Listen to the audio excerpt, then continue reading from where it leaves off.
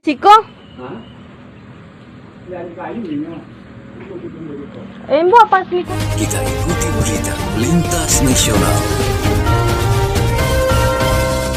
Buat lagi. Buat apa aja kok di Siko? Hah?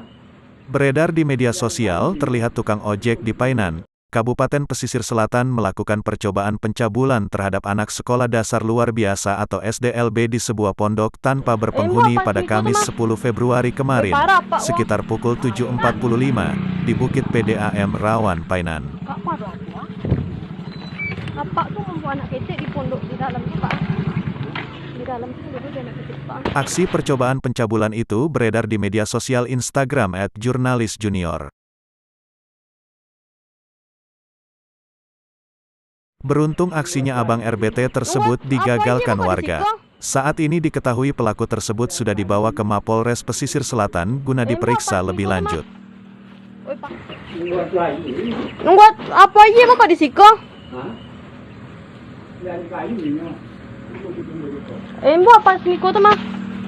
Oi, parah Pak, wong. Kak. Kak parah aku. Apa tuh membuat anak kecil di pondok di dalam tuh, Pak? Di dalam tuh ada anak kecil, Pak.